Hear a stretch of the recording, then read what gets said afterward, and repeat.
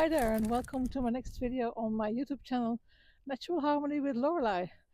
Today, I'm standing here in the nature, and it's kind of windy, and the rain is about to come down pretty heavily, I guess. But never mind, the air is really fresh, and that's what I was thinking about talking to you about today. Is that the air is so fresh here and so open, and how different it can be when I walk into a room or into a place or a location somewhere on an event where there's a lot of people out there, and I can just feel the vibe so sharply. I can feel the undertone and and it can feel so claustrophobic, and it kind of gets me nervous. And before, I used to think I was just being oversensitive, and don't be silly, and you don't just go in there and everybody seemed to be happy and laughing. And it's not that I'm depressed, or I was depressed, or something like that, but it's just that vibe in there just didn't, something was wrong. I think it's off, because like it's a lot of people are together sometimes on events, and they're just plain faking everything, and then, hi, how are you? Oh my god, yes. And all this chatter and chatter, and I just realized it's just not for me. It's draining, it exhausts me, because it's fake. I don't like it, and I can't really handle it. But for a long time I thought I was being oversensitive, and I was just not normal. Am I just, I don't know, it's not introvert, because an introvert, I am probably slightly introvert as well. But while saying that, as an introvert and being an empath, it can really be, it can really, put a knot into your stomach. But I know now it's not just me. I mean, the environment where I am is fake and too superficial for me to enjoy it. And but I have to, sometimes you have to be there for some apparent reason, and then it's for me to learn how to deal with my energy as being this empath, as being slightly introvert, and just being sensitive and intuitive as well. I guess it's also the right word. My intuition says, mm-mm, this is not for you, girl. This is not for you. But before I go further and talk about this, I will flip the screen and share with you where I am, and show you the nature, and probably even the clouds that's about to threaten me with a lot of rain. But I will flip the screen and talk more, and I'll see you there. Right. I just flipped my screen here, and we'll show you a little bit about the sky. Ah, that's optimistic. I see still a little bit of blue there. So maybe the dark clouds blew over a bit. Here's some of it.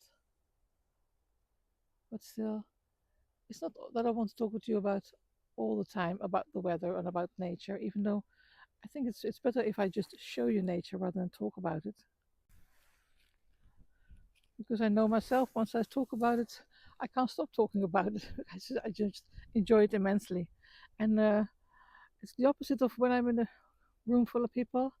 It exhausts me. And when I'm in these open areas and in the forest and the heathland, it gives me energy. It gives me such a great vibe, and that tells me something. It tells me something like, you know exhaustion, and or absorbing all this energy from sorry, a little bit of a dry throat here. I guess it's from the wind. But you know it's when I have this anxiety, and then this exhaustion, and this absorbing. It's not a positive thing for me and my intuition, when I'm in a room or in a place where too many people are, where the where I pick up vibes that, sometimes vibes that are, or people are impatient or unsatisfied, or I don't know, some vibes that doesn't align with who I am.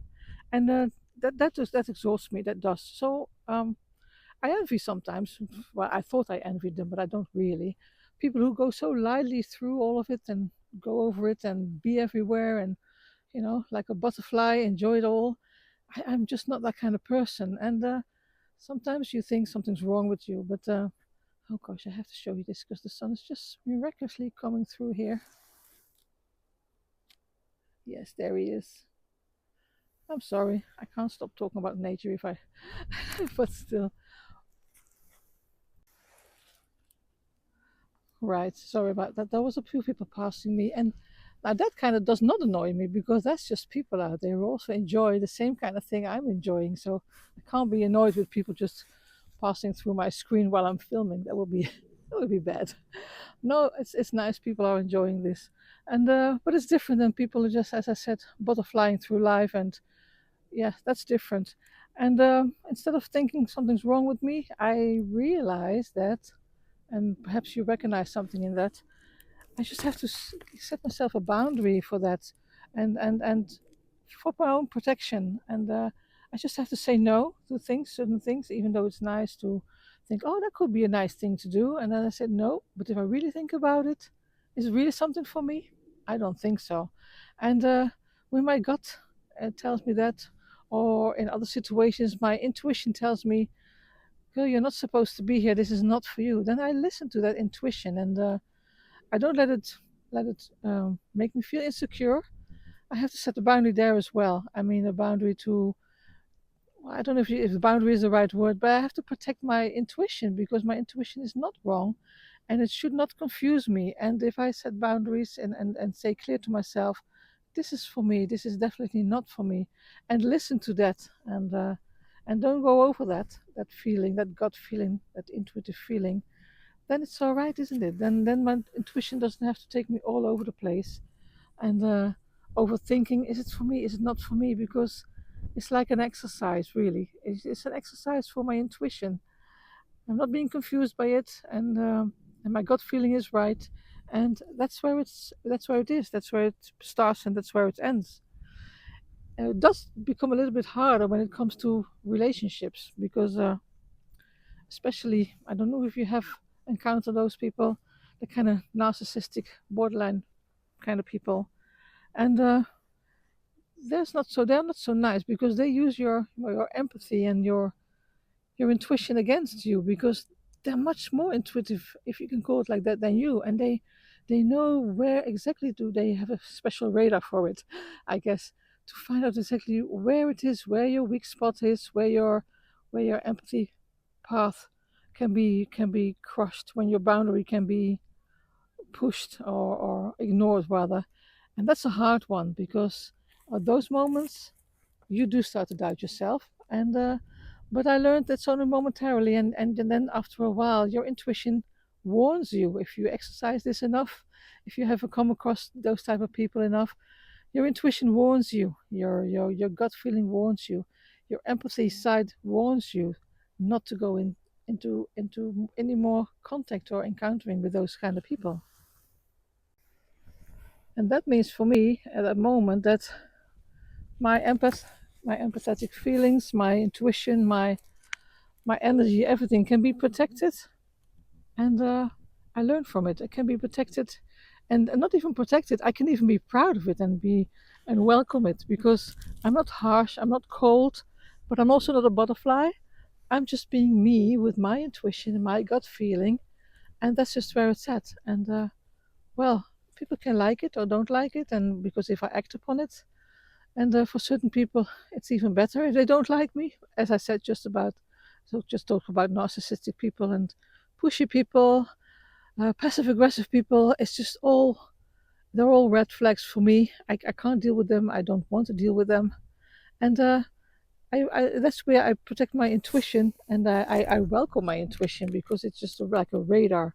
So instead of it becoming a weakness that brings me in chaos and overthinking, setting a little bit boundaries and getting to know my intuition and my empathetic side, it's more like a, I don't, it's rather a word I would never use, but I still use it now. It's a kind of superpower, if you can call it like that, because it's a powerful thing. It helps me uh, avoid situations. It helps me within situations, and it helps me after situations. And so I guess that kind of feeling, that intuition, and knowing how to deal with it and knowing how to value it, it's a great thing.